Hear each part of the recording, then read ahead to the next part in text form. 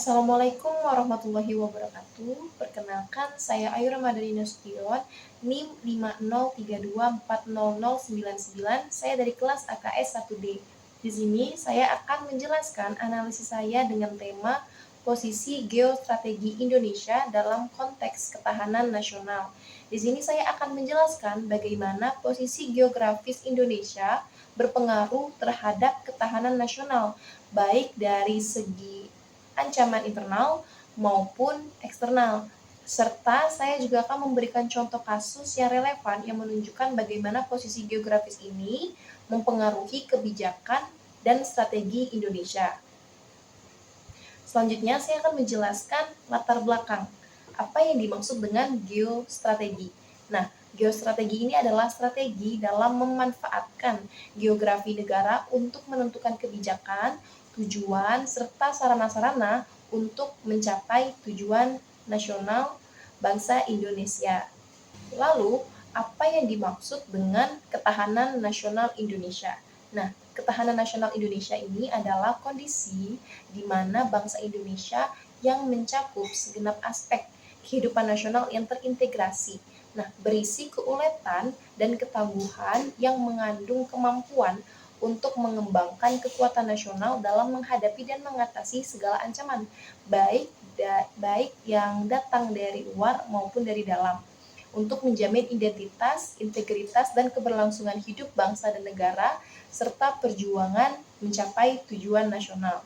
Jadi, ketahanan nasional sebagai geostrategi Indonesia itu adalah pendekatan yang digunakan bangsa Indonesia untuk melaksanakan pembangunan dalam rangka mencapai cita-cita dan tujuan nasional. Lalu, bagaimana posisi geografis Indonesia berpengaruh terhadap ketahanan nasional, baik dari segi ancaman internal maupun eksternal. Nah, jadi kekuatan nasional Indonesia itu dipengaruhi oleh 8 unsur. Nah, 8 unsur ini dinamakan Astagatra, yang terdiri dari 3 unsur alamiah dan 5 unsur sosial. Nah, perihal unsur-unsur kekuatan nasional ini telah mendapat banyak kajian dari para ahli. Salah satunya Hans J. Morgenthau dalam bukunya Politics Among Nations, The Struggle for Power and Peace. Dia mengemukakan bahwa menurutnya ada 2 faktor yang memberikan kekuatan bagi suatu negara, yakni faktor-faktor yang relatif stabil, yang terdiri atas geografi dan sumber daya alam, dan faktor-faktor yang relatif berubah. Nah, itu terdiri atas kemampuan industri, militer, demografi, karakter nasional, moral nasional, lalu kualitas diplomasi, dan kualitas pemerintah. Nah, kalau menurut Alfred Thayer Mahan dalam bukunya yang berjudul World Power Assessment: A Calculus of Strategic Drift, dia mengatakan bahwa suatu negara itu akan muncul sebagai kekuatan besar apabila ia memiliki potensi geografi besar atau negara secara fisik wilayahnya besar dan memiliki sumber daya manusia yang besar. Nah, seperti yang kita tahu, letak Kepulauan Indonesia yang strategis karena terletak di persimpangan 2 samudra dan 2 benua. Itu memberikan kemudahan sarana untuk berperan dalam percaturan hubungan antara bangsa di sekitar Indonesia.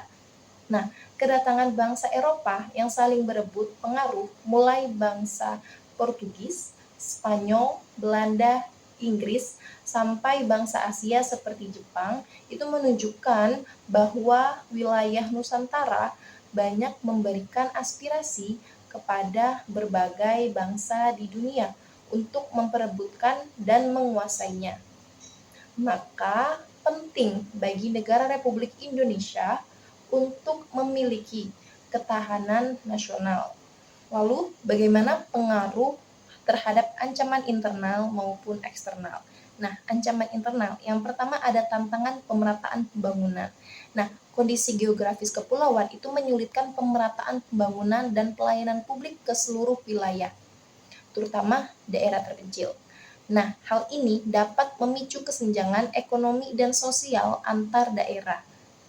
Kedua, potensi konflik kedaerahan. Nah, luasnya wilayah dan keragaman suku budaya berpotensi menimbulkan konflik horizontal antar daerah jika tidak dikelola dengan baik. Lalu ketiga, adanya ancaman separatisme. Daerah-daerah terpencil yang kurang tersentuh pembangunan itu berpotensi memunculkan gerakan separatis seperti kasus konflik Papua. Lalu yang kedua, ini ada pengaruh terhadap ancaman eksternal. Nah, dalam ancaman eksternal yang pertama itu ada kerawanan perbatasan. Panjangnya garis pantai dan banyaknya pulau terluar itu menyulitkan pengawasan perbatasan dari ancaman eksternal seperti penyelundupan dan illegal fishing. Yang kedua, ada perebutan wilayah. Nah, posisi strategis Indonesia membuatnya rawan terhadap klaim wilayah oleh negara lain, seperti kasus Laut Cina Selatan. Lalu yang ketiga, ada jalur perdagangan internasional. Nah, letak Indonesia di jalur perdagangan internasional ini membuatnya rentan terhadap pengaruh ekonomi dan politik global. Oke, salah satu contoh kasus yang menunjukkan pengaruh posisi geografis terhadap kebijakan dan strategi Indonesia adalah konflik di Laut Cina Selatan. Nah, sebagai negara yang berbatasan langsung dengan wilayah sengketa, Indonesia harus berhati-hati dalam mengambil sikap untuk menghadapi tantangan ini.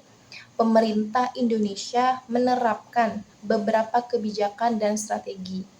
Nah, yang pertama, memperkuat pertahanan di wilayah perbatasan, terutama pulau-pulau terluar. Yang kedua, meningkatkan diplomasi dan kerjasama regional untuk menjaga stabilitas kawasan. Lalu yang ketiga adalah mengembangkan konsep Indonesia sebagai poros maritim dunia untuk mengoptimalkan potensi geografis. Keempat, mempercepat pembangunan infrastruktur konektivitas antar pulau untuk mengurangi kesenjangan. Yang kelima, menerapkan kebijakan pembangunan dari pinggiran untuk mengatasi kesenjangan wilayah.